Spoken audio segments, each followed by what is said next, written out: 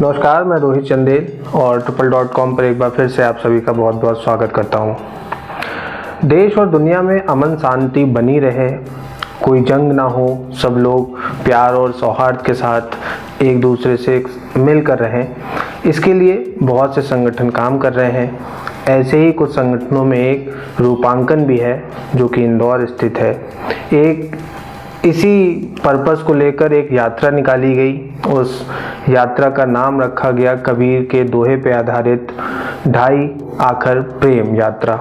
तो इस पूरी यात्रा की शुरुआत में एक खादी को प्रमोट करने के लिए, खादी के लिए जागरूकता बढ़ाने के उद्देश्य से एक फैशन शो रखा गया जिसका नाम था गमछा शो। और गमछा शो में पिंकल एज अ शो स्टॉपर रही। तो कैसा रहा उनका अनुभव और क्या क्या उन्होंने इस पूरी यात्रा के दौरान देखा, सीखा, समझा, हम जानेंगे पिंकल से। तो पिंकल, हमें सबसे पहले बताएं कि इस पूरी यात्रा के दौरान आपकी क्या भूमिका रही और कैसा आपका अनुभव रहा। मैं पहली बार स्टेज पे तो खैर मैंने किया है, एक दो बार कुछ ना कुछ वजह से या प्रतियोगिता में भाग लेती आई हूँ, लेकिन रैंप वॉक जिसको बोलते हैं वो मैंने पहली बार की। और एक आम इंसान के लिए थोड़ा मुश्किल होता है, लेकिन ये जो शो रखा गया था ये आम इंसानों के लिए ही रखा गया था।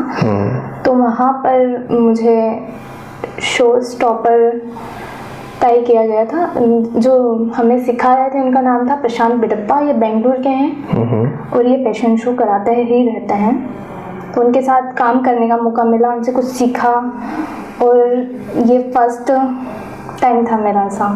अच्छा, तो कुल मिला के ये खादी को लेकर था, तो इसमें खादी की क्या मतलब भूमिका थी और कैसे पूरा शो ये हुआ?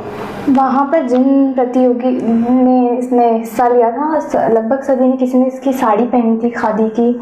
और माहेश्वर से कुछ महिलाएं, बुनकर महिलाएं आई हुई थी जिन्होंने माहेश्वरी साड़ी पहनकर शो किया था।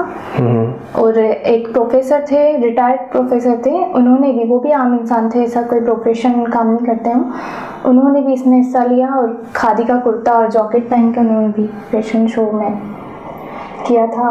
और मैंने भी साड़ी ही पहनी थी खादी की।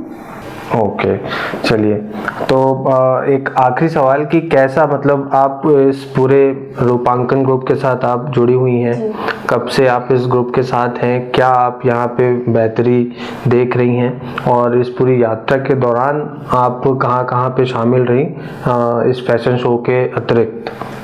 मैं इत्तेफाक से ऐसा हुआ कि मैं फर्स्ट डे और लास्ट डे ही हो पाई, क्योंकि तबीयत कुछ ठीक नहीं थी, तो फिर मैं यात्रा में नहीं जा पाई थी। हालांकि मेरी बहुत इच्छा थी कि मैं इस यात्रा में जाती और बहुत कुछ सीखती। वहाँ पर एक एकजुटता वाला जो भाव होता है पूरी यात्रा में, वो था। मैंने कई साथियों से जो लास्ट डे में मिली उसमें ये मैंने अनुभूति की कि हाँ जाना चाहिए था, लेकिन नहीं जा पाई, तबीयत खराब थी।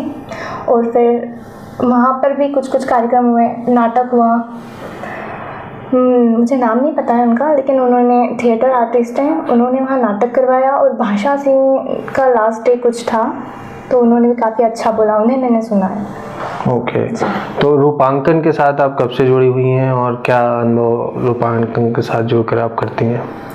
रूपांकन से मैं करीब 5 साल हो गए मैं रूपांकन जुड़ी हूँ। और वहाँ से ही मैं मतलब इतना जो बोल पा रही हूँ ये वहाँ से ही मिला है मुझे। तो मैं जो पीछे बैठ के बच्चे चुपचाप बैठे रहते हैं क्लास में, मैं उन बच्चों में से थी। तो रूपांकन में बहुत सारी चीज़ें सीखी, जैसे कैलीग्राफी सीखी अशोक सर से। अशोक दुबे एक अच्छे हिंदी कैलीग्राफर हैं, उनसे मैंने कैलीग्राफी सीखी। वो किसी को सिखाते नहीं है, लेकिन वो करते हैं, उनको करके देखो, सीखने वाला सीख सकता है, देख के भी सीख सकता है। आगे क्या मतलब आप अपना देखती हैं क्या, और इसके साथ आप क्या और कर रही हैं, हमें थोड़ा सा अनुभव भी बताएं। मेरी एजुकेशन में अभी बीए चल रहा है। बीए मेरा क्लासिकल कथक से चल रहा है और साइकोलॉजी सितार, इन 3 चीज़ों से चल रहा है मेन। और आगे भी मैं ये आर्ट फील्ड में ही जारी रखूँगी अपना। चलिए, बहुत बढ़िया, हमारी शुभकामनाएं हैं आपके साथ कि आप आर्ट फील्ड में आगे बढ़ें और रूपांकन के साथ जुड़ के तमाम ऐसे और दूसरी यात्राओं का भी हिस्सा बने और समाज को एकजुट करने का जो संदेश है वो आप अपने अलग अलग पहलुओं से देती रहें। जी बिल्कुल, कोशिश जारी रहेगी। चलिए, बहुत बहुत धन्यवाद हमारे साथ जुड़ने के लिए। Thank you so much.